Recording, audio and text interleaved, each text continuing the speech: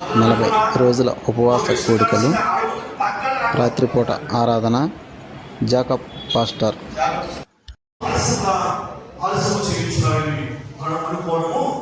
ఆత్మీయ నిర్లక్ష్యానికి దారి తీస్తుంది.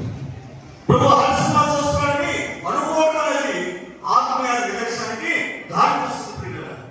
అలాంటి జీవితాన్ని జీవించు.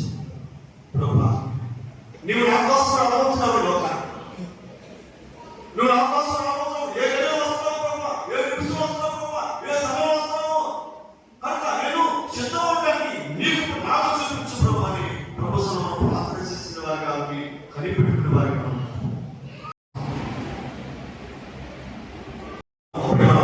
ఆ ఘనత మనము పొందుతాం. లేకపోతే ఆ ఘనత ఈరోజు మనం చిత్తంగా ఉండి కనిపెట్టడానికి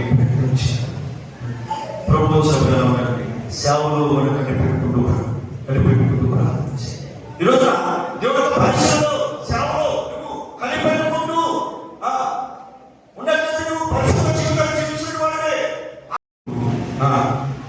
ప్రార్థించి ఈరోజు ఎలాంటి ప్రార్థన చేస్తాను తాత్వికంగా నువ్వు ప్రార్థన నిలుస్తాను. ఆ ప్రార్థనతో నువ్వు బలపడిన వారు ఉండాలి, బలపడిన వారు ఉండాలి, ఆశీర్వాదం పొందిన వారు ఉండాలి, విజయం కలిగిన వారు ఉండాలి, వినయం కలిగిన వారు ఉండాలి, సంప్రాప్త కలిగిన వారు ఉండాలి. నిత్యము అన్నరాజు ప్రార్థన చేసి ప్రతిఫలాన్ని పొందిన వారిగా నువ్వు జీవించు.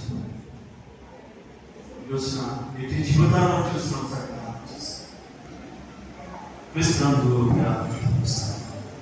శుద్ధంగా ఉండి జీవితం యొక్క లక్షణాలు ఎలా ఉన్నాయి ఒకసారి చూద్దాం. లోకాస్వార్త త్వరగా తీసుకెళ్తున్నాను. లోకాస్వార్త నేను సమయం అవుతుంది.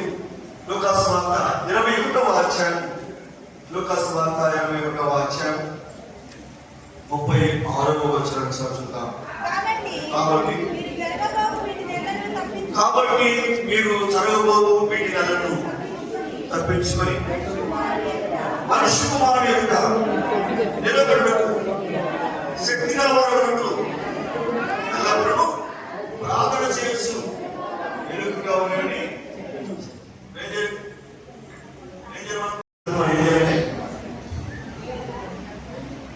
మాట్లాడండి.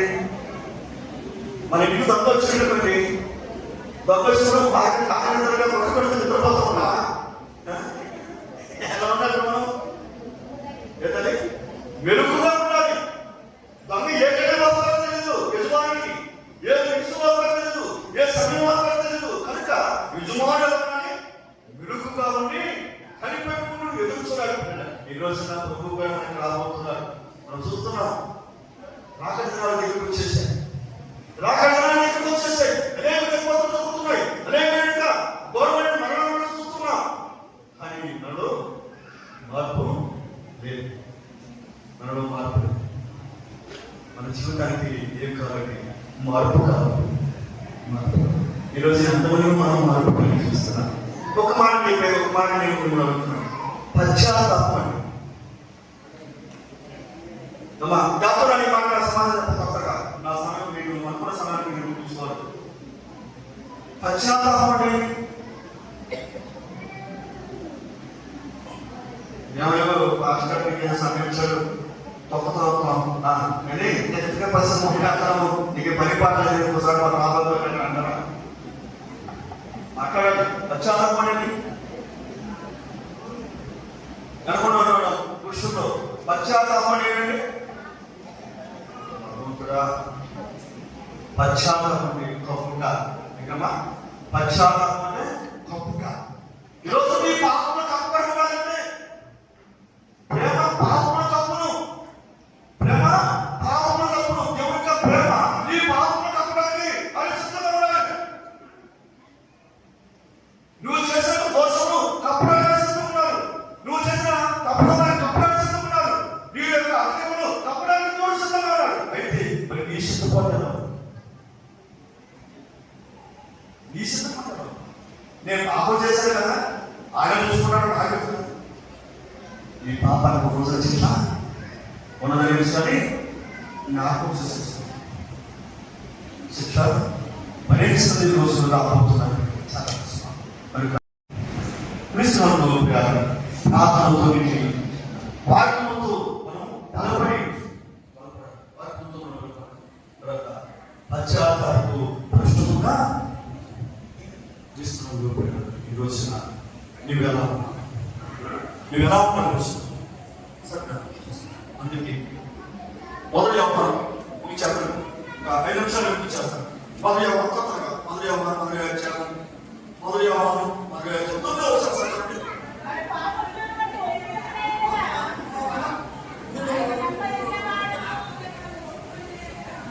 మన పాపములు మనం ఒప్పుకునేలా ఎవరు నమ్మదగిన వారు? మన దేవుడు నమ్మదగిన వాడు.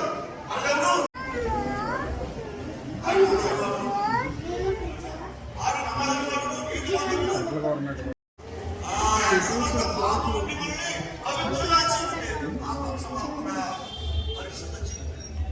అప్పుడే నీవు పరిశుద్ధ జీవితాన్ని జీవించడు అనుకున్నావు.